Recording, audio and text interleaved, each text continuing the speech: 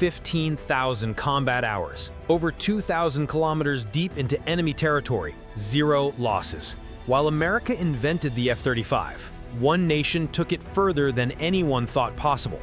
In October 2024, Israeli jets did something no stealth fighter had ever done before. They flew straight into Iran, took out Russian S-300 missile systems, destroyed weapons factories, and came home without a scratch. But here's what nobody's talking about. Israel didn't just fly the F-35, they rebuilt it, modified it, turned it into something the original designers never imagined. And now, this jet has seen more real combat than every other F-35 in the world combined. What you're about to discover will change everything you thought you knew about modern air warfare. The numbers tell a story that's hard to believe. Since October 2023, Israel's F-35I fleet has logged more than 15,000 operational flight hours.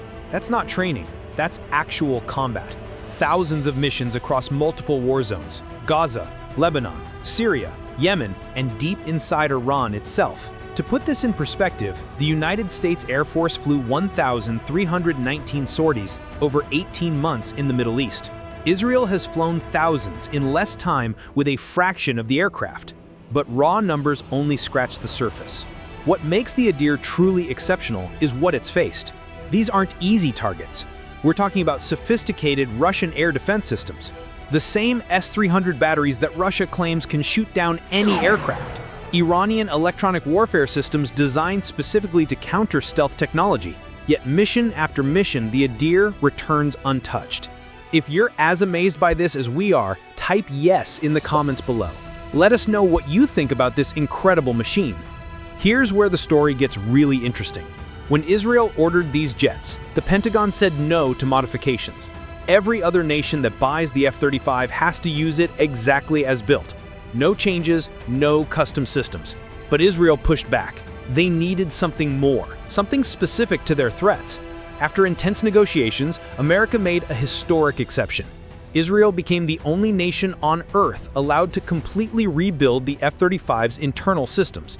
And rebuild they did.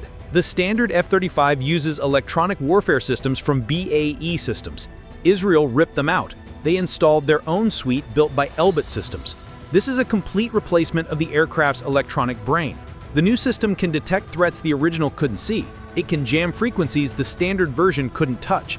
And it's specifically designed to counter the exact systems Iran and its allies use. But they didn't stop there. Range was a problem. Iran sits 1,500 kilometers from Israel. A standard F-35 can't make that trip and return without refueling. Refueling means tanker aircraft. Tanker aircraft mean vulnerability. More planes to protect, more things that can go wrong. So Israeli engineers designed something remarkable: custom fuel tanks that don't destroy the jet's stealth profile. These tanks are covered in radar-absorbing materials. They're shaped to minimize detection, and they extend the Adir's range beyond 2,200 kilometers. Now the jet can strike Tehran and fly home without ever needing a tanker. The computer system got an overhaul too. Israel installed what they call a plug-and-play architecture in the main mission computer. This means they can integrate any weapon they want, any sensor, any system, without waiting for Lockheed Martin's approval, without Pentagon authorization.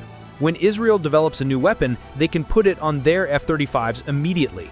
Every other nation has to wait years for approval and integration. Now let's talk about what these modifications have accomplished in actual combat. May 22, 2018.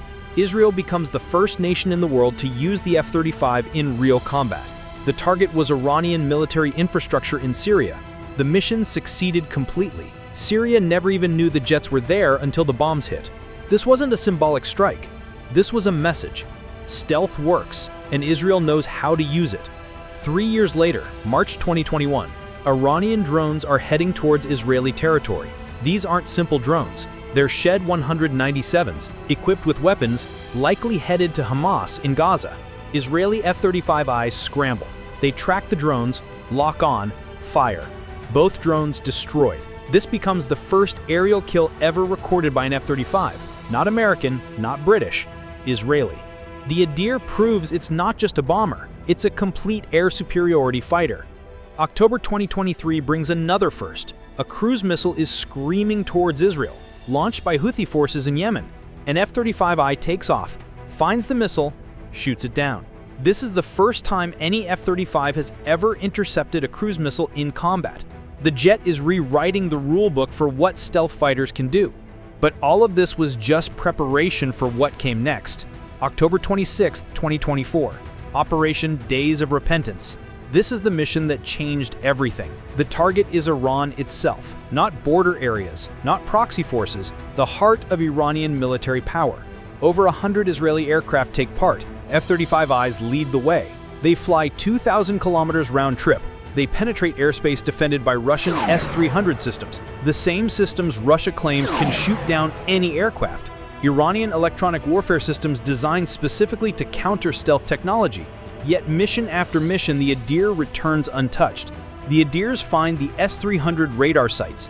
They destroy them. Satellite photos later confirm it. The radar arrays are gone. Missile production facilities are hit next. Weapons depots, command centers, 20 military targets in total. And every single F-35I comes home safely. Not one damaged, not one detected until the bombs were already falling. This is the largest Israeli strike on Iran since the Iran-Iraq War in the 1980s, and it's executed with surgical precision. Then, in June 2025, Operation Rising Lion raises the bar even higher. Israeli F-35Is attack Iranian nuclear facilities. In broad daylight, not at night when stealth works best. Daylight, when every eye can see, when every radar is active. The Natanz enrichment facility gets hit, ballistic missile sites, more nuclear infrastructure, and again, perfect execution. 0 losses, 0 aircraft damaged. The boldness of striking in daylight sends a clear message. These jets own the sky. But Israel didn't just stop at making the Adir deadlier, they made it smarter too. American F-35s work alone or in small groups. Israeli doctrine is different. The Adir operates as the quarterback of a larger team. Here's how it works. F-35Is go in first. Their advanced sensors map the battlefield. They locate air defenses, identify threats, track enemy positions. All this information gets transmitted in real time to F-15I strike fighters waiting behind. The F-15s carry the heavy loads, up to 18,000 pounds of bombs. The F-35Is take out the air defenses, the F-15Is follow through with massive strikes. It's a 1-2 punch that no enemy has found an answer for. This coordination has been tested thousands of times. In Gaza, where Hamas fighters hide in tunnel networks. In Lebanon, where Hezbollah has embedded itself in civilian areas. In Syria, where Iranian forces operate alongside Russian air defenses. Every environment, every challenge, the system works. Now here's something that shocked even American military planners. March 2025, Israel announces they've done something no other F-35 operator has attempted. They've used the jet in what's called beast mode during actual combat. Let me explain what this means. Normally, the F-35 carries all its weapons inside internal days. This keeps the stealth profile intact, but it limits how much the jet can carry.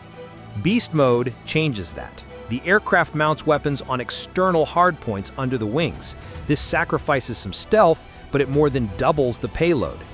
In theory, every F-35 can do this. Lockheed Martin designed the capability into the airframe. But using it in combat, that's different. It requires different tactics, different mission planning, different risk calculations.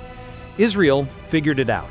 They worked with Lockheed Martin and the Pentagon during the war to develop new procedures for mounting external JDAMs.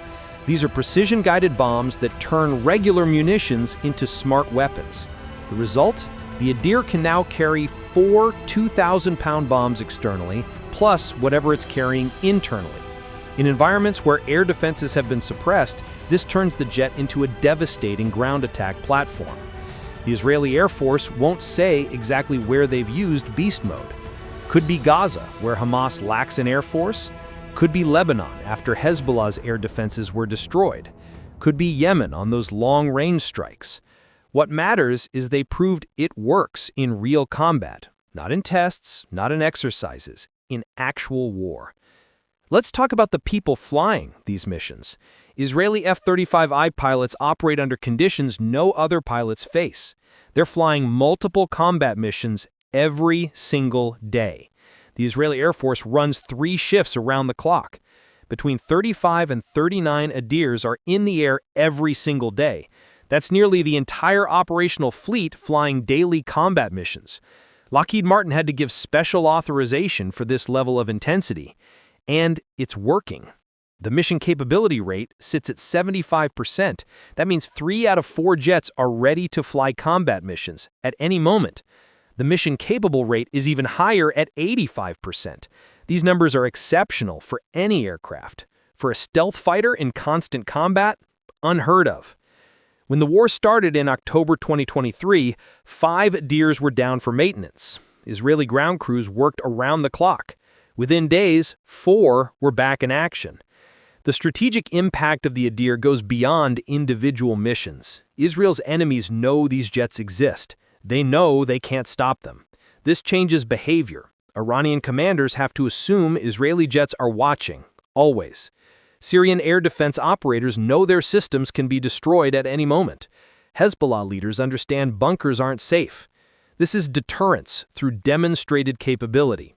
The Adir doesn't just fight wars, it prevents them.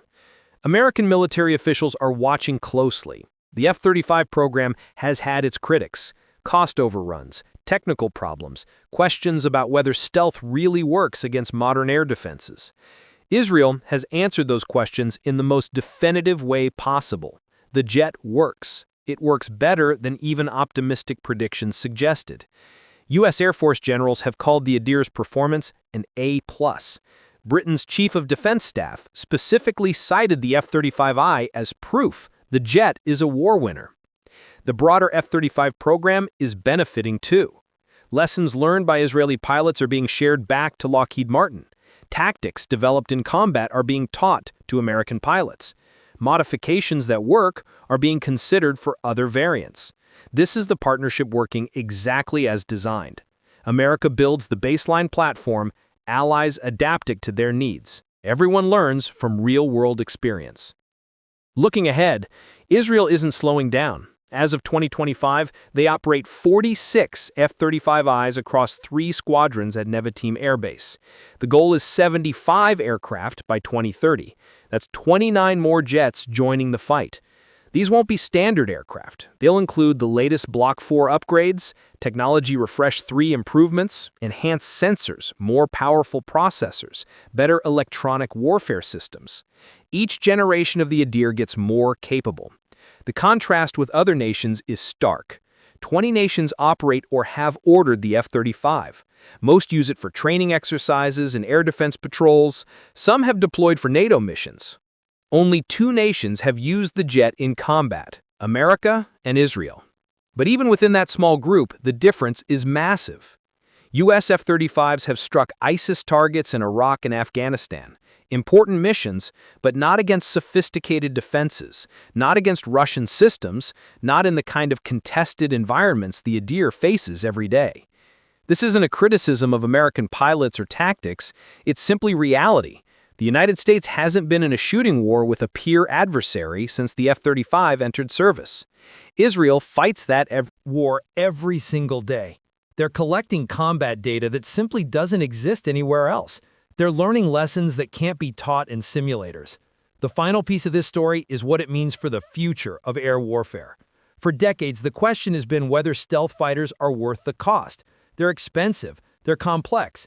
Critics argued that modern air defenses were evolving faster than stealth technology.